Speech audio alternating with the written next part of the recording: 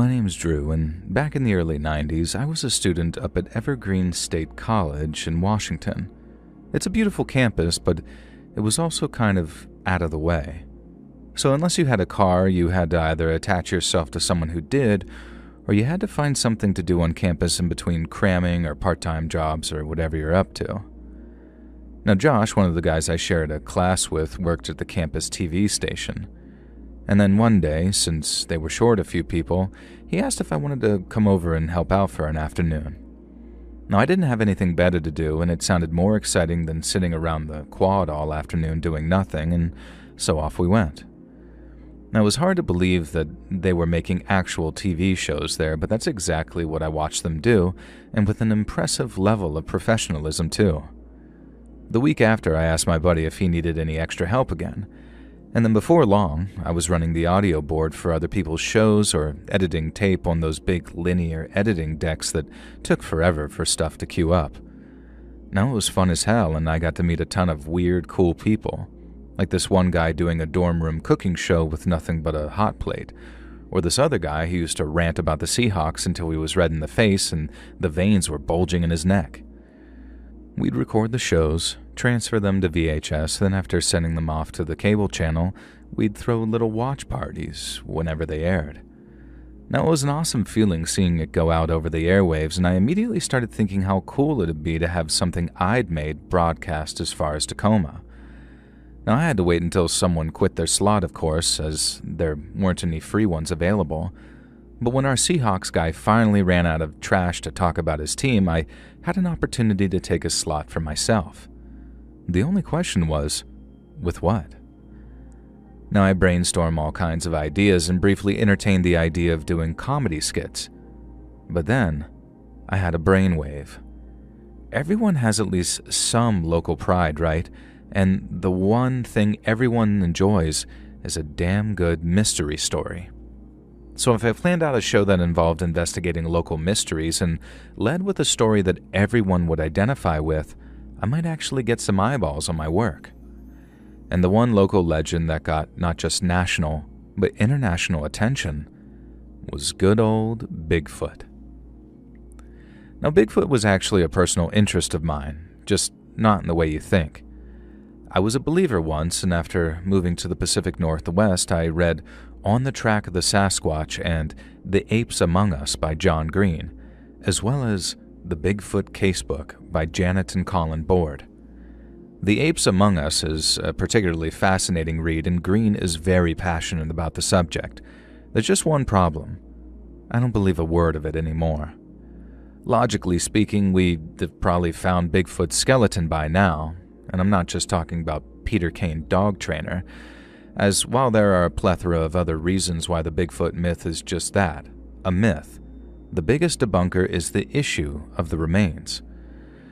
But what I'd never personally seen is anyone putting those reasons to a true believer, one who'd actually done the research on it themselves, and if done respectfully and amicably, I figured I might have cracked the formula to some pretty great television. Now, I managed to find a guy who ran a guided Bigfoot tour that included a night of camping in areas where there had been plenty of sightings, apparently. Now, I'm guessing the camping alone gave the guests a spooky enough atmosphere when all they were really doing was hanging out and having fun together with some like-minded people. Now, I get it, man, I do. It's fun to have friends and tell spooky stories, but I wanted to know if what the guide was saying stood up to any scrutiny. And not in a mean, you're a liar, mister kind of way, more like as a way of exploring the veracity of the subject in a way that didn't sensationalize it, and asking all the questions folks at home wanted to ask on their behalf. Now, I didn't think that'd be an attractive prospect, but luckily, Brandon, the tour guide, actually agreed to it. Now, Brandon was a real character. He was warm, friendly, and immediately saw my offer as an opportunity to promote his business. He said he didn't mind if I had questions because he'd been answering them for the better part of 20 years. And as long as I didn't try making him look stupid in front of the other folks on the tour, I was welcome to ask anything I wanted. Now, my buddy Josh and I went out to meet him one weekend to shoot some opening footage that had run before that of the actual tour. Brandon looked like I imagined him. flannel shirt, jeans, big mustache, and beer gut.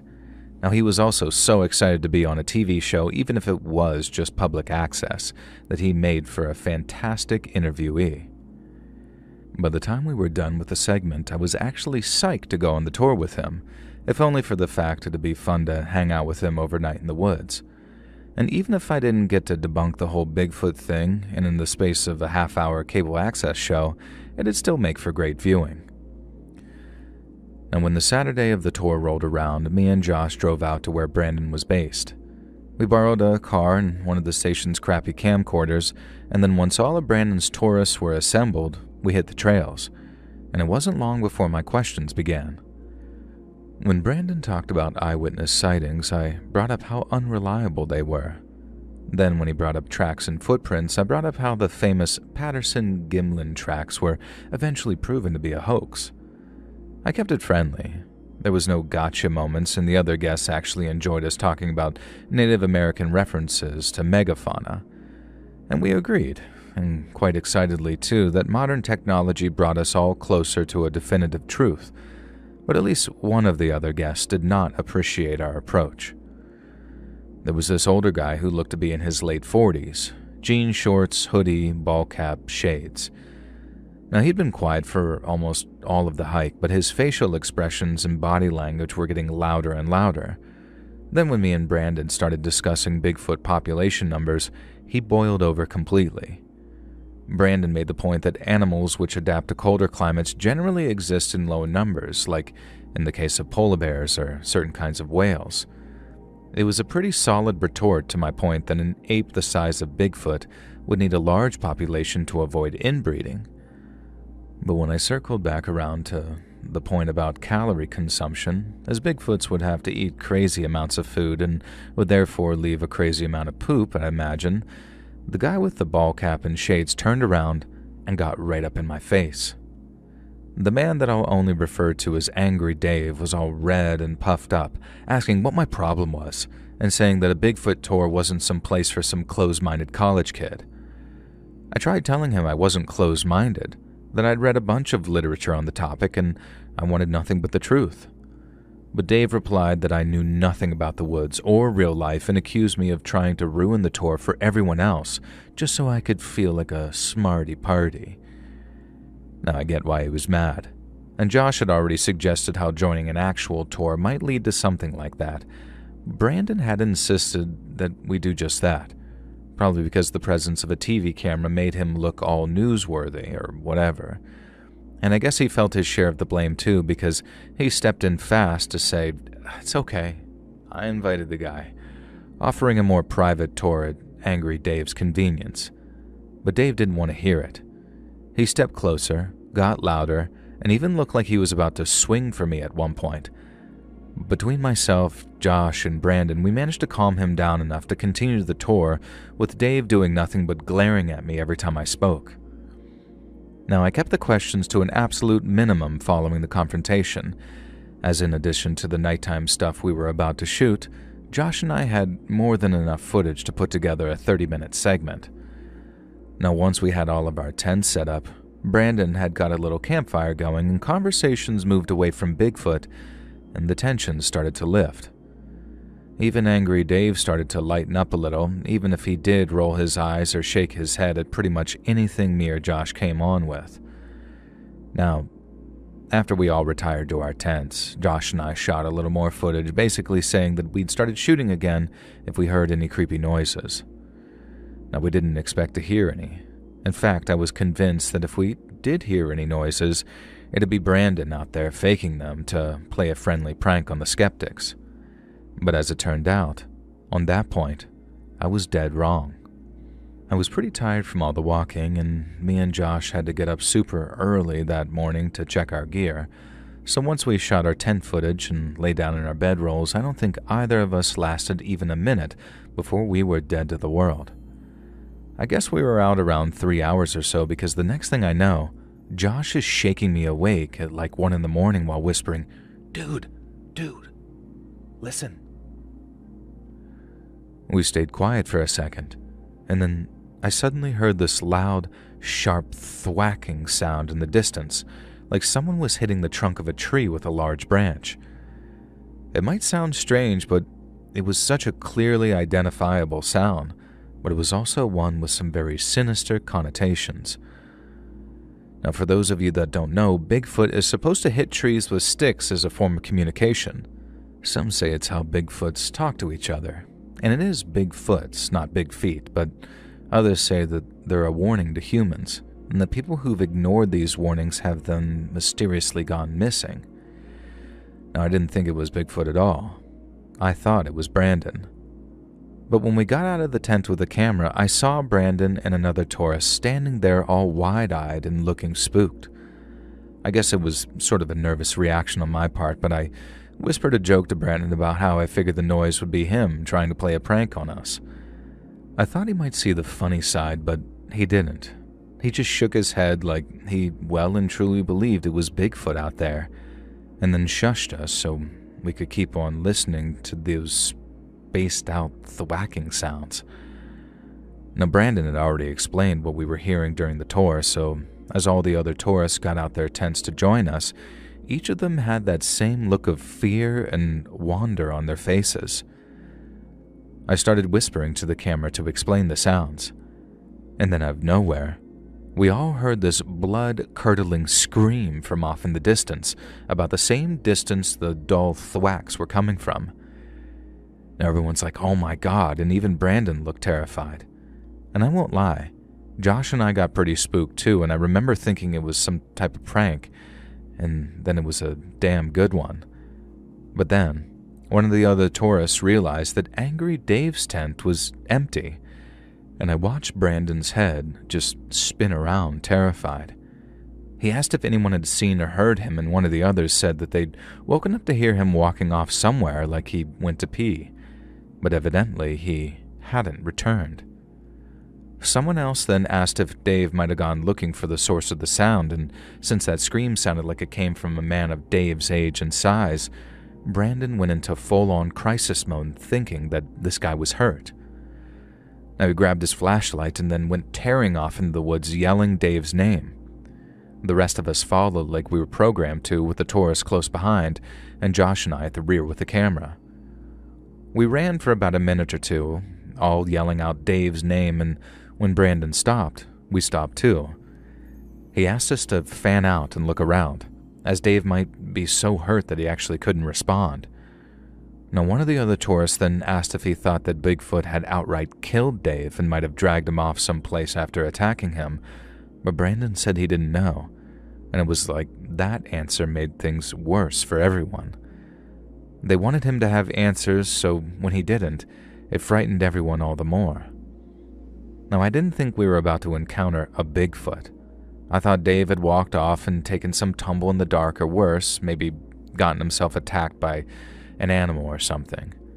Now, just because he hadn't been attacked by some mythical creature didn't mean that he wasn't in danger, and the same applied to us, too. Walking through those dark woods was seriously scary, and it's crazy how much fear can make you doubt yourself.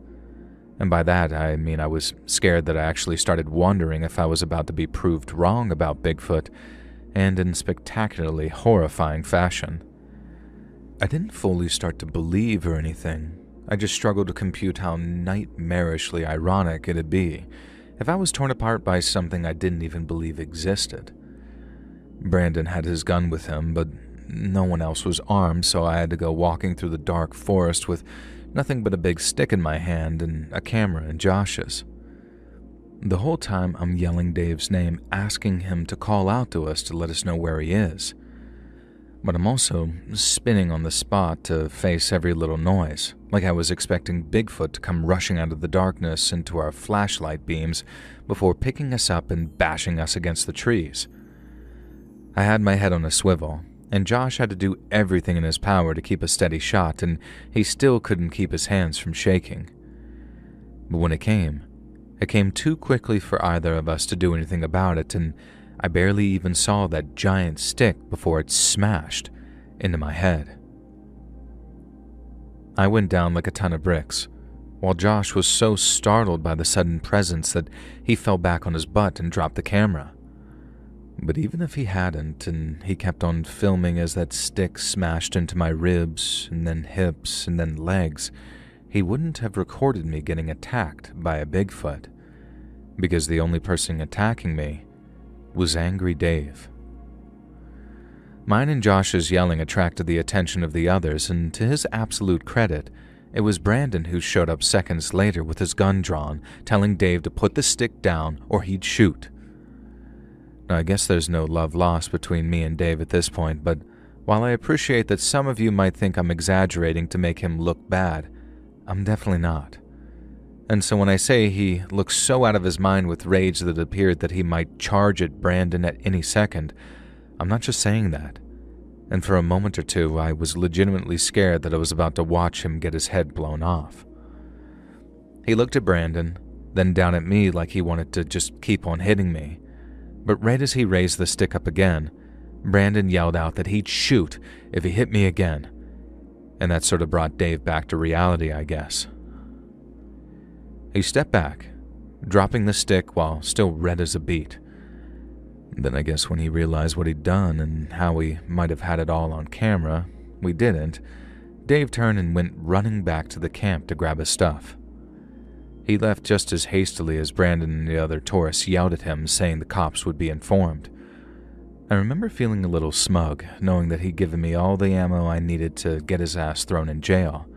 But he hit me so hard that I had blood running down from my hairline, and it hurt so bad that I knew I needed to get to a hospital right away. Dave had obviously faked all the stick sounds and the scream, and according to the cops, his original intention was only to scare me. But when he saw me and Josh with our camera, especially me being lit up like a freaking Christmas tree, the red mist descended, and he attacked me with the same stick that he'd been using to hit that tree.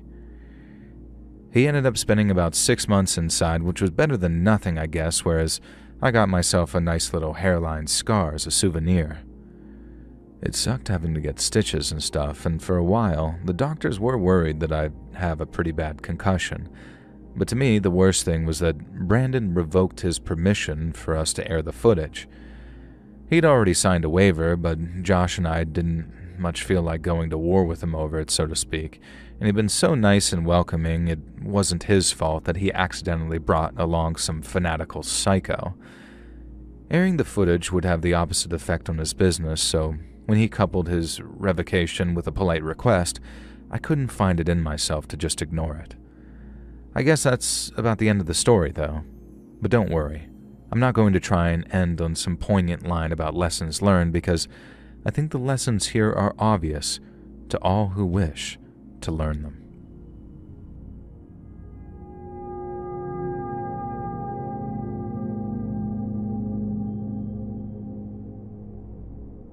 So, my mom was originally from Russia, and she lived up there during the Soviet years, but she never really talked about it while I was growing up. I learned this was because you could divide Soviet immigrants into one of two categories: those who talked about their old lives back in the USSR, and those who didn't. And those who talked tended to complain about it, saying things like, "We had equality for all, equally empty shelves and equally long lines." Or my personal favorite, "The future was bright, the present was gray, and the past was whatever the party said it was." But those who didn't talk about it, you learn not to pry. Some people escaped communism with nothing but nightmares and the clothes on their back. And thankfully, while nothing too terrible ever happened to Mom, she had a few stories of her own. Now, back when she was still a student, Mom volunteered to work at a pioneer camp for the summer, which was exactly the same as an American summer camp in almost every way. She was a guardian there, which is basically what they called their counselors, and in addition to all the games, activities, and fresh air, guardians served up generous doses of Soviet propaganda. Mom said the camps were like paradise on the surface, but in this one place, beneath the smiles and the slogans, there was a kind of tension in the air. From what she could gather, the head guardian had been selected by this one committee. Almost everything in Russia at that time was run by committee, so the decision of the guardian appointing committee had to be ratified by this other committee. Now, once their approval had been secured, the head guardian was approved. But then the head of the other committee suddenly changed his mind because his spoiled, bratty-ass son wanted to be head guardian. Now, the guy goes about trying to reverse the decision, first by bureaucracy, but when that failed, he turned to threats. No one threatened the head guardian, not directly anyway, but there was talk of having him removed, even closing the camp down completely. Mom said this went on for like 2 weeks, getting a slow drip of information, partly fact and partly rumor. And then one day, the head guardian announced the whole thing was over. A decision had come down from on high, guaranteeing his place at the camp for the next couple of years, and since the guy was a pretty beloved figure, everyone was happy about it. Every person except one. Mom said a few nights later, after all the kids had been put to bed, she was doing her rounds on the second floor of a dorm. She remembered checking in on this one group when suddenly this deep feeling of unease came over her. Russia's a place of extremes. Super cold in the winter, but then depending where you're at, it can get super hot during the summer. Now that night was no different, so the air in all the dorms was very warm. But in that one, the air felt just like a little too warm in places.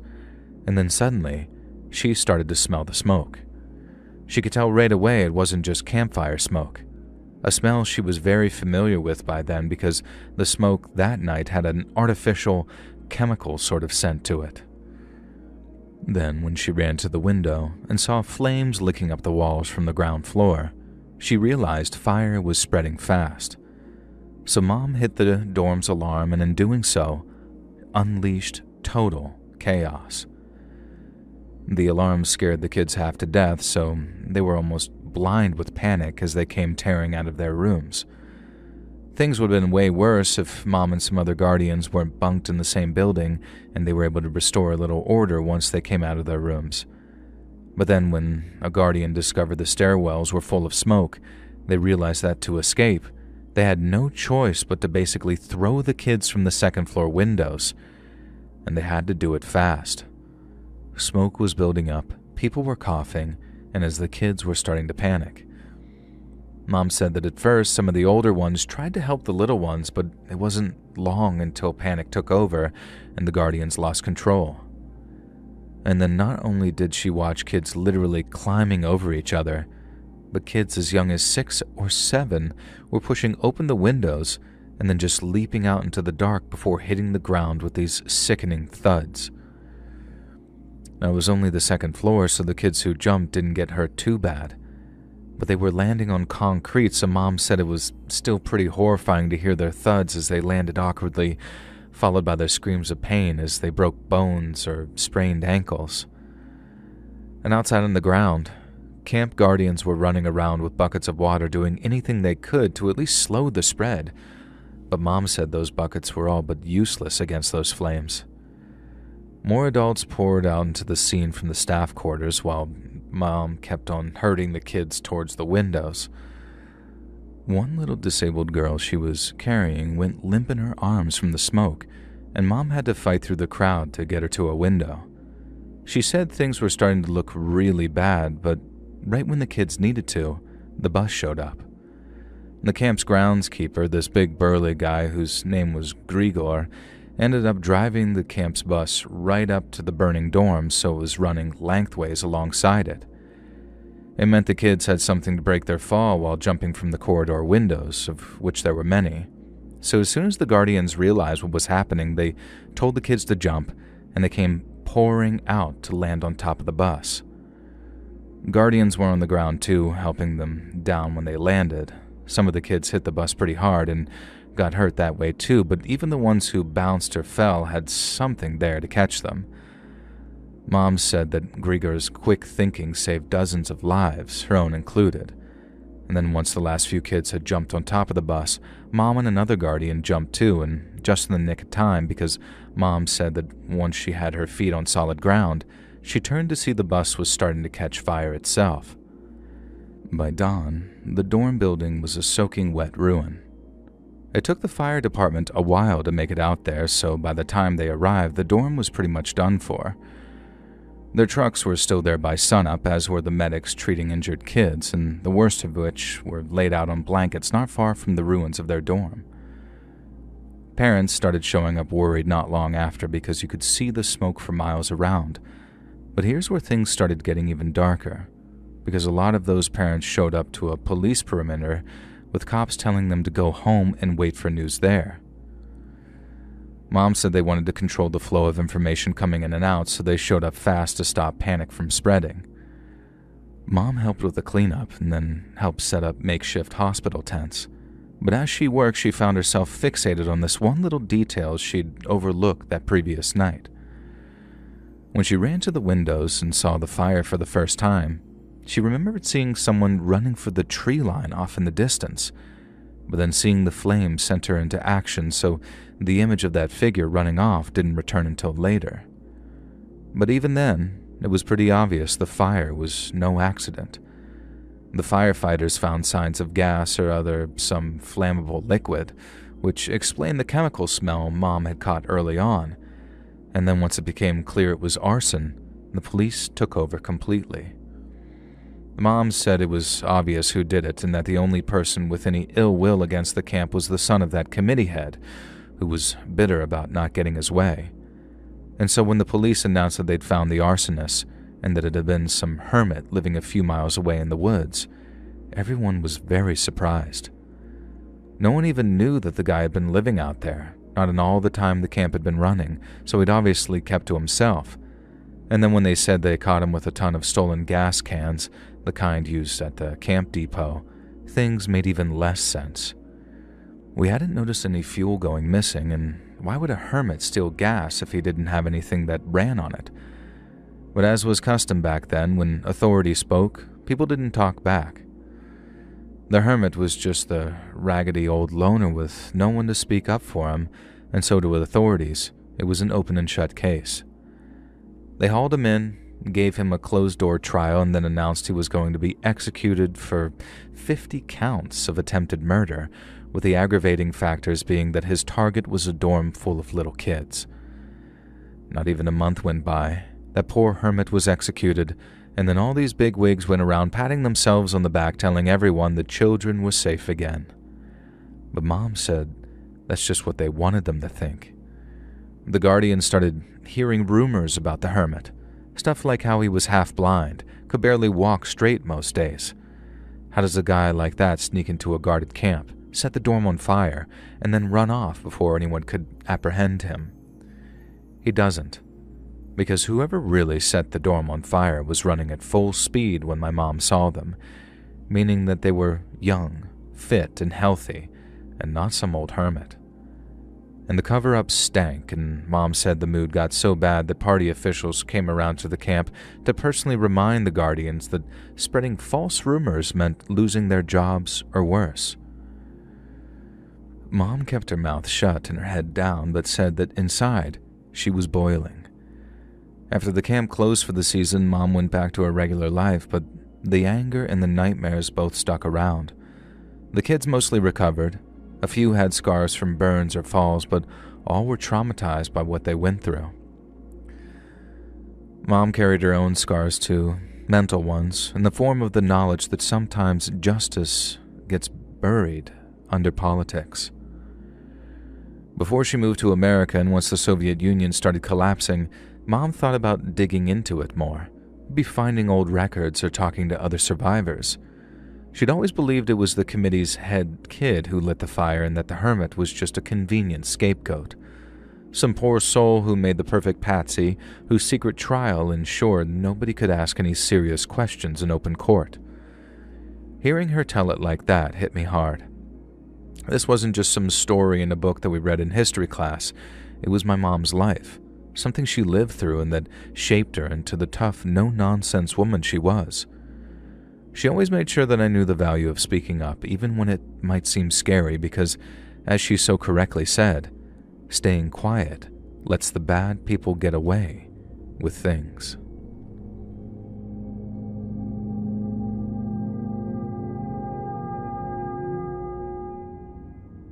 Many years ago, I got home from work to find my girlfriend, now wife, having dinner in front of the TV. We talked about our days as I made myself some coffee, and then suddenly, the news guy said something about a murder that had taken place close by. A local man had been found dead in his home, having been stabbed just shy of 100 times. The sheer number of wounds had us thinking, Jesus Christ, that poor man. And it was very shocking to have something like that happen in the quiet, relatively crime-free area we lived in. But then they flashed the victim's picture on screen, and as I looked at him and heard his name, I felt the color and blood drain from my face. When my girlfriend asked if I knew the guy, I nodded. I said his name was Ryan. Now, it's not his real name, and he was a counselor at a summer camp that I went to as a child. Now, she knew that I'd been to a camp as a kid, but I'd never told her the story of Ryan and how much he'd affected my life one summer back when I was a child. And then over the next hour or so, I laid it all out for her. And this, in so many words, is what I said. When I was 11 years old, Mom and Dad decided that I was going to summer camp again that year. We moved across the country not long before, so while I wasn't psyched about going to a new place, I was way past the tantrums and I don't want to go phase of my life. And they showed me some pamphlets for this place called Camp Choctaw. Now, it's not its real name, but I thought it sounded cool. And the kids looked like they were having some huge amounts of fun, and the theme was all things Native American, with plenty of archery, making teepees, and weaving dream catchers. During the final week, the camp held a big powwow where all the kids got to make their own headdresses, and the counselors cooked on a barbecue instead of in the cafeteria. I thought it looked awesome, and while making new friends was always nerve-wracking, I was stoked to be heading to Camp Choctaw for a month come summertime. The camp was in a giant clearing out in the middle of the woods with these cool log-style cabins with big porches scattered around. A big open pavilion thing sat in the middle with picnic tables, and further back I could see the cafeteria and what looked like some sort of activities lodge. Now there were also a couple of brightly colored teepees set up near the pavilion, but we were told that they were just a display piece and that no one got to sleep in them. Now that didn't matter to me though. But even without getting to sleep in an actual teepee like a Native American, the place looked awesome. There were already tons of kids running around by the time me and my dad showed up.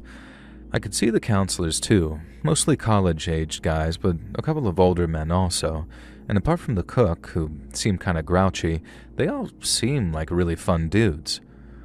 All the younger guys were wearing bandanas or beads and stuff like that, and I remember this blonde dude came over to my dad's car with this big smile like, "Hey buddy, you ready for the best week ever?" Then as we're getting out of the car, he asked, "What's your name?" "My name's Ryan." That was my first meeting with him, and never in a million years did I imagine things would end the way they did. But life is strange sometimes like that, I guess. Now, after I said goodbye to my dad, I joined the other kids, and then eventually I heard my name being called by one of the counselors. I joined a big group of boys and being herded over towards the main lodge where the head counselor, a taller, older man, told us that we were all in cabin 4 and that our group name was the Wolves. Now we followed him down this little path through the trees where we were met by an awesome log cabin with a big wooden wolf carved over the door. Now it smelled like bug spray and cleaning fluid. And then as we all piled in and started picking bunks, I remember this skinny kid with messy brown hair and a dinosaur shirt coming up to me and asking if he can take the one above mine. Now I told him, "Sure, dude," trying to sound nonchalant even though I was pretty nervous. And then over the next half hour or so, we got to know each other a little. Now by the time the counselor came in to give us a little orientation speech, Tommy and I were already sitting on the floor together, sharing snacks while laughing about how this one kid looked like a burrito when all zipped up in his sleeping bag. Now that first night, we all stayed up way too late, planning out all the cool stuff we were going to do in these whispers. And then for the next 3 weeks or so, Tommy and I became best friends. Now whether it was making clay pots, being partners in 3-legged races, or finding sneaky ways to help ourselves to some extra s'mores, Tommy and I did it together. It felt like it was going to be the best summer of my whole life, and that me and Tommy were going to be best buddies till the day we died. And then one day, About midway through the second week, I woke up in the middle of the night to find Tommy gone from his bunk. I needed to use the bathroom, really bad too, so my first thought after my eyes opened was bathroom. But as I got up, that's when I noticed Tommy's bunk was empty. I figured he'd also gone to take a leak, so I walked out of the cabin thinking that I'd bump into him or see him on the way or whatever. But on the walk to the bathroom, I didn't see Tommy, and neither was he in the bathroom when I walked inside there. Now I'm thinking, that's weird. And then after taking a whiz and washing up, I walked out into the night again to sort of whisper Tommy's name, like, "Tommy! Tommy!" At first, there was nothing but silence, and so I kept going towards the pavilion near where the teepees were and kept on calling out for Tommy. Now, it felt creepy as hell being out there all alone after dark, then as I'm thinking I should maybe just go back to my dorm, I hear this low, eerie whine, almost like an animal, but different. It sent literal chills through me, and while I somehow managed to keep quiet, I sprinted back to my cabin and jumped in my bunk, waking everyone up in my cabin in the process and severely pissing them off. They asked me what was wrong, but when I said, "There's something out there," they listened for just a second before being like, "No, there isn't, dumbass. Go back to sleep." Now, it might sound weird, but being shamed like that actually did calm me down. If my cabin mates weren't freaked out, then it was most likely just my imagination getting the better of me. I also realized I was scared Tommy was headed home early for some reason, like he'd gone off to the nurse with some illness in the middle of the night and was on his way to the hospital or something with me none the wiser. But then in the morning, and much to my relief, there was Tommy, lying in his bunk like the previous night's strangeness was nothing but a weird dream. I was majorly relieved to see him, but since the other kids had also noticed he was missing, it wasn't just me who wanted to know where he'd gone. But when asked, Tommy told us that he'd gone over to the counselor's bathroom for a dump, instead of using the gross one that we all shared. I didn't just buy it. It was like, that boy's a genius, because that shared outhouse thing was nasty as hell. But after we were all done being like, "The hell didn't we think of that?" I told Tommy about the weird noise that I heard outside. I said it sounded like an animal, but that it also had this kind of creepy familiarity to it. And Tommy just looked at me blankly for a second and then said that he hadn't heard anything during the walk to the counselor's place, or on the way back again. But then, and I know this might sound weird, I couldn't tell if he was serious or not. Tommy had pulled a few pranks on me over the previous few weeks, enough that I got an idea when he was lying or not, and when he told me that he didn't hear anything, he couldn't hold eye contact. And I asked him once if he was sure, and then when he insisted, I changed the subject and jokingly suggested that there was a vampire or werewolf running around camp after dark. Tommy played along and laughed, but something just felt off. I figured maybe he was tired and hoped that he wasn't coming down with something that would result in him going home early.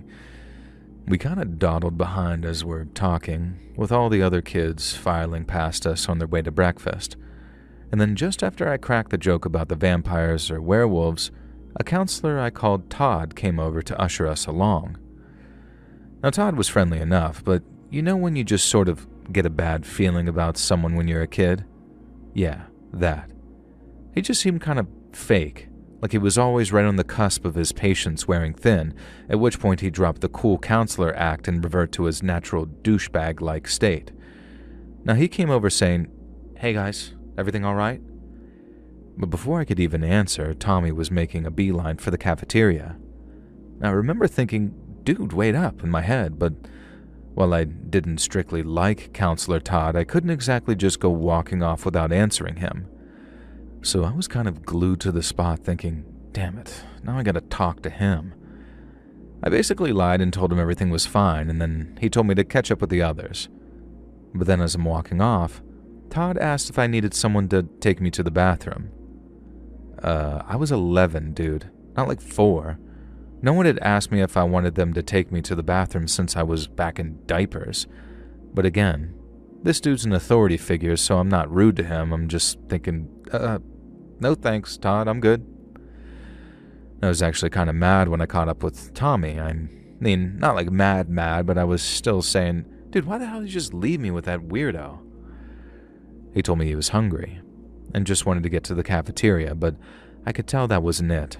I got so frustrated that I asked him pretty loudly what the hell had gotten into him, only to be immediately warned by one of the counselors to keep my cool. I ended up apologizing to Tommy after breakfast, saying I didn't mean to yell at him, but that's when he offered his own apology and told me how I was kind of right. Something was bothering him, so much it was making him feel sick, so sick that he didn't want to eat. And it was true, all he'd done was push his food around on his plate, and this was after telling me he was so hungry he abandoned me to Todd. But when it came to telling me exactly what was bothering him, Tommy wouldn't say. I had to assume it was some kind of medical thing, because why the hell else would he just be going to call his mom and dad and ask if they'd come get him the next morning? I practically begged him not to go, and to wait and see how he felt later that day.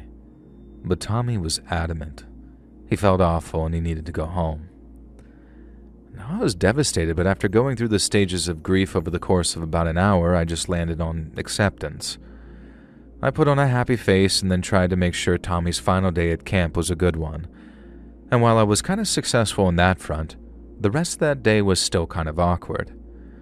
Tommy never did get his spark back. He was just too preoccupied with something, and I figured it was my job to just be a good friend and distract from it as best I could. But since Tommy was down, I was down too, so it wasn't long before Counselor Ryan, the guy who first greeted me when I arrived at the camp, came over to see what was up. Ryan was pretty much everyone's favorite counselor and had this total big brother vibe about him. He was good at sports, definitely had that jock feel about him, but at the same time he was warm, approachable, and made sure no one felt left out or ignored. I really looked up to the guy, so when he came around and asked if everything with me and Tommy was okay, he'd also seen me yelling at Tommy, I basically poured my heart out. I said he was acting weird, that he wanted to go home and that something was bothering him, but he wouldn't tell me what. Ryan then gave me what could have been a movie monologue saying I was a good friend. Tommy was lucky to have me and that everything would turn out just fine if I acted with integrity and always told the truth. Now, 11-year-old me ate that up, especially coming from Ryan, and then the rest of the days seemed that little bit brighter. And like I said, Tommy was much quieter than usual. So after dinner, there was no staying up late and whispering between bunks.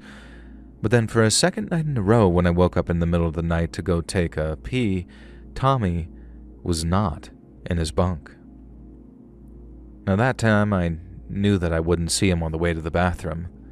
That's not where he was going, but as I was creeping through the darkness outside, calling out Tommy's name somewhere between a yell and a whisper, I heard that skin-crawling, high-pitched whine again. It scared the hell out of me, but I didn't run that time. I stayed silent and still, waited to hear it again, and then realized it was coming from the teepees near the pavilion. I crept towards them, then heard the whining sound a third time, only on that occasion I heard a grown man say something like, "Shush." It was definitely coming from inside one of the teepees, and although I was scared out of my mind, my desire to help Tommy spurred me forward. I almost wasn't surprised to see him when I opened up that teepee, but I was surprised to see Counselor Todd in there with him, and I was especially surprised to see Todd standing there, wearing nothing but socks. I was so shocked I dropped the tent flap, and then went running off towards the counselor's cabins, only to find that none other than Counselor Ryan was headed towards me. You can imagine how relieved I was to see him, right? How he might as well have been Superman walking over to save the day. Well, imagine that feeling and double it. When he asked me what was wrong, I told him Tommy and Counselor Todd were in the teepee together, and at first Ryan was just like, "Okay, and?" But then I was obviously like, Todd is naked in there. But instead of being horrified or even asking me to clarify what I'd said because he couldn't believe his ears, Ryan just said, That's cool, buddy. Me and you can go have some grown-up fun too if you want. I'd never smelled alcohol in anyone's breath before. Not like I did then, anyway. My dad only ever drank beer, and only after me and my sister had gone to bed. But even today, that smell brings me back to that dark night at Camp Choctaw, and the horror I felt after Counselor Ryan asked me to join him. It was me who couldn't believe what I just heard, not just because of what it entailed, but because I'd never had anyone talk to me like that before. All I could do was stand there, dumbstruck with horror, until Ryan reached out and tried to take me by the arm. And that's when my soul returned to my body, I guess, and his touch had me recoiling like his fingers were made of hot coals. I couldn't bring myself to scream. I don't know why, but I just couldn't. I felt like I was in a dream. I didn't want people to know what had happened, and not at first anyway. So I just ran back to my bunk, curled up against my sleeping bag, and just laid there for hours. Trapped in this waking nightmare of reliving what happened over and over in my head. And by the time morning rolled around and the head counselor came over to speak with me about that previous night, I couldn't bring myself to talk about it. I couldn't even look at Tommy, who by then had walked past me with his bag towards the counselor's building, where he was due to be picked up by his parents. And I couldn't bring myself to look at Counselor Ryan either, not as the head said he heard that I had a bad dream. I just nodded along. Yeah, sorry for scaring everybody. And it was twice as horrific because I suddenly found myself where Tommy was, or still was, trapped in this cage of not being able to talk about it for what were a bunch of different reasons. Fear, shame, disgust, you name it. I then did the same thing as Tommy and lied that I was feeling so sick that I needed my parents. And I had to wait until the afternoon for Dad to get there, but he didn't need much convincing when I talked to him over the phone. I guess he could hear it in my voice. That fear and shame and disgust that I mentioned. Fathers know their sons like that, then almost as soon as we're on the highway and Camp Choctaw was in the rear window, I broke down crying. Telling my mom and dad about what happened was easier than I thought it would be, I guess because of that safety I felt. But the thing that had me bursting into tears over and over was the thought of Tommy having to tell his parents what happened, because he was obviously in a way worse situation. Now, we had swapped phone numbers long before we both left camp, so I was able to give Tommy's number to my father, and he contacted Tommy's parents immediately, and I remember feeling as if everything was going to be fine. Dad was going to fix everything, and in that omnipotent parental way that seems like magic to kids who don't know how the world works yet. I remember Mom hugging me, and the mute sound of Dad's voice while he talked on the phone in his office. He was in there for a while, but when he came out, I figured everything had been fixed. But I was wrong. Dad came back into my bedroom and in so many words asked me, tactfully, if I made the whole thing up. He didn't outright accuse me of lying because I think he knew that I believed something had happened to Tommy, but when he put the same thing to Tommy's parents and they asked their son, he denied everything. I couldn't believe it at the time, and now it makes all the sense in the world to me, but in the moment, I couldn't understand why Tommy would be cool with the counselors not being punished for what they did to him. I tried telling my dad that it was Tommy who was lying, which made everything all the worse because it was like me versus him by that point. I knew he'd hate me for trying to tell the truth when all he wanted to do was move on and pretend it never happened, but I couldn't just stay quiet. Sometimes I wonder if I should have just moved on and forgotten about it instead of turning a whole year of my life into this slow nightmare with no end in sight. But as they used to say to knights back in the day, always tell the truth, even if it leads to your death. At least that's what I tell myself to keep the doubt and regret at bay. Dad didn't give up. He and Mom believed me, and They even said years later that what Tommy and his parents said didn't wash. They said it was that classic sort of victim in denial thing, whereas I was able to talk about it because I hadn't actually been violated.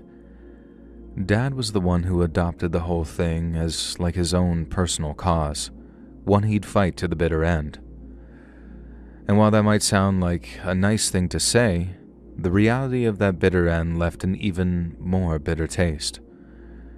Regardless of whether Tommy was going to tell the truth or not, Dad got in touch with the cops and relayed everything I'd said to them.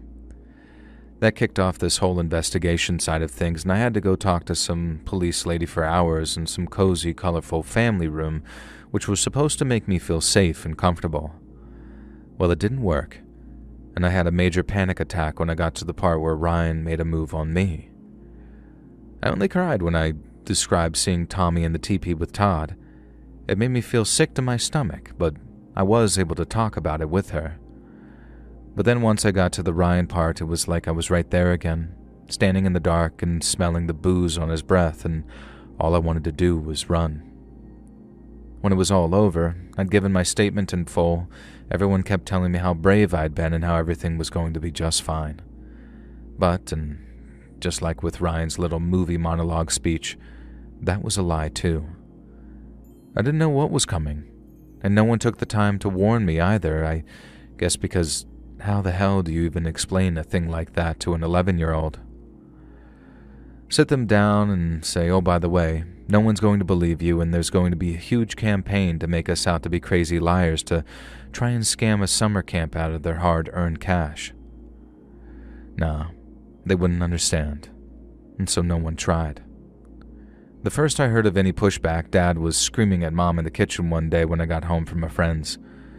Their mom gave me a ride, and when I walked inside, I thought Dad was mad at Mom for some reason, but he wasn't. He was mad at something he read in the paper. According to some reporter, Camp Choctaw had conducted a full and thorough investigation of their counselor's conduct, and had concluded that no wrongdoing whatsoever had taken place. They welcomed any kind of police investigation and claimed they'd fully cooperate, but when push came to shove, there just wasn't enough evidence or testimony without Tommy. And the more my dad pushed them to change their mind, the harder they pushed back. Then in the end, the cops said if he didn't leave them alone, he'd be charged with harassment. We had to basically hold out hope that Tommy was going to change his mind, tell the truth, and allow us to bring both a lawsuit against Camp Choctaw and charges against its counselors. But while we're waiting, the wave of negative stories hit. Someone wrote into one of the papers claiming to be a relative of an accused counselor and basically saying we were liars trying to extort Camp Choctaw. The story even made it on the air when some talk show host ran a phone-in about it. Some people fought in our corner, saying the police ought to do more to encourage victims to come forward, but others said all kinds of crazy stuff about us, like how my dad had only taken a dislike to Camp Choctaw because it revered native culture and taught respect for those that came before. I cannot overemphasize what complete nonsense that was, and I also can't overemphasize how furious it made my dad. But not just furious either. He got legitimately depressed over it. He drank more, he took time off of work because of the stress, and it was a terrible time for everyone involved, but I guess none more so than Tommy. He ended up moving out of state with his family. We got no warning. Me and him never spoke again after we climbed into our bunks on that last night of camp. And we heard it through the newspaper when someone wrote about how the silent witness, as they called him, had moved on for good. My family ended up moving too, mostly because Dad had his reputation absolutely shredded in the media, with a pretty prominent columnist calling him a racist who'd ruin his own son's life in the hopes of lining his pockets. He's had a personal prejudice against reporters ever since, at least certain kinds, and to be honest, I can't blame him either. If the media had taken our side, things might have ended up way different. I think that's what would have pushed Tommy to make the right decision and made sure the people that hurt him got what's coming to them. But whatever chance he had of changing his mind will have been snuffed out the first time he heard about the counter-accusations, saying how we were being coached by our parents so they could pocket some cash. Now, the whole thing probably marks the sorest and lowest point of my entire life. And although me and Tommy might not be able to get justice anymore, it doesn't mean no one can. I guess the whole point of telling this story all these years later is to tell people how, if stuff like this happens, you need to talk about it. Even if you get called a liar and people say the worst stuff imaginable about you, you can't give up. Not just because you owe it to yourself, but because you owe it to the other victims too. The ones who weren't able to get justice for themselves and punishment for their abusers. Keep talking. Time is on your side, and as the old saying goes, lies run sprints, but the truth runs marathons. Hey friends, thanks for listening. Click that notification bell to be alerted of all future narrations. I release new videos every Monday and Thursday at 9 p.m. Eastern Time, and there are super fun live streams on Sundays and Wednesday nights. If you got a story, be sure to submit them over at my email, LetsReadSubmissions@gmail.com, and you might even hear your story featured on the next video. And if you want to support me even more, grab early access to all future narrations and bonus content over on Patreon, or click that big join button to hear about the extra perks for members of the channel. And check out the Let's Read podcast, where you can hear all of these stories and big compilations located anywhere you listen to podcasts. I also have a true crime channel called Saturn Soul. All links in the description below. Thanks so much, friends. And remember to cake fart on your birthday.